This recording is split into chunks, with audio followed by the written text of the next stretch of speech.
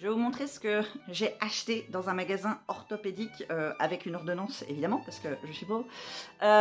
Histoire à la fois de montrer mes nouvelles acquisitions, si c'est des choses qui vous intéressent, quand je les aurai testées pendant assez longtemps et quand j'aurai la santé pour pouvoir écrire un script de vidéo, pour vraiment voir tous les tenants aboutissants, je pourrais vous en faire des revues.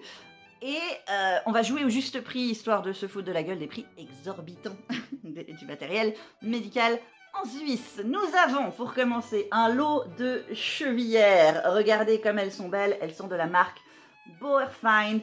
Si vous voulez voir la boîte, voici, on a vraiment l'impression d'avoir des chevillères de compète. Est-ce que ça vaut son prix? Quel est son prix selon vous?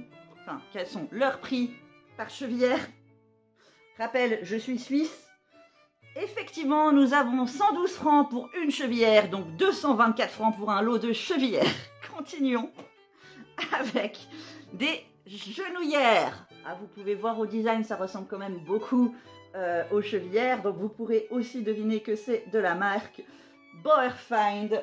Voici la super boîte qui donne vraiment l'impression que c'est des genouillères de compète.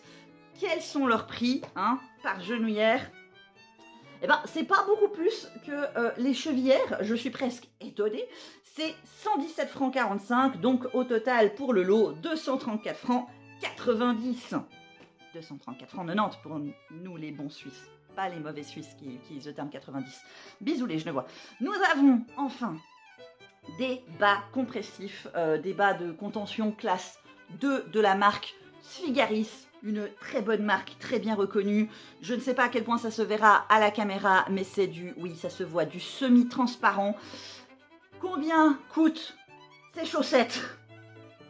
La bonne réponse était 96 francs 30 ou 96,30 pour les frouses. Voilà, c'est comme ça que nous faisons des achats de plus de 500 balles, parce que nous avons des problèmes de santé.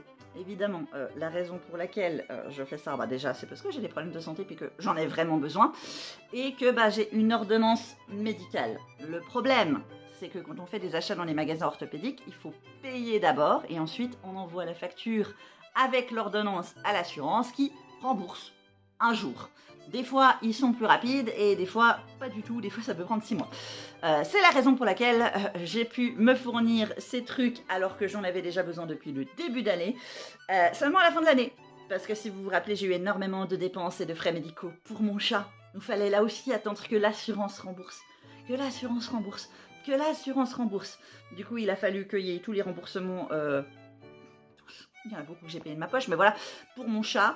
plus le fait que je n'ai plus besoin d'avancer à chaque fois les 10% de la quote-part, parce qu'au bout d'un moment, elle a pété, pour enfin avoir suffisamment d'argent de côté pour acheter du matériel, pour faire en sorte que mes articulations restent en place. Nous verrons dans le temps si c'était un bon investissement ou pas. Mais si vous vous demandez pourquoi les malades chroniques sont tout le temps fauchés, ceci est un élément de réponse. Je vous souhaite plein de cuillères, à la prochaine, bye.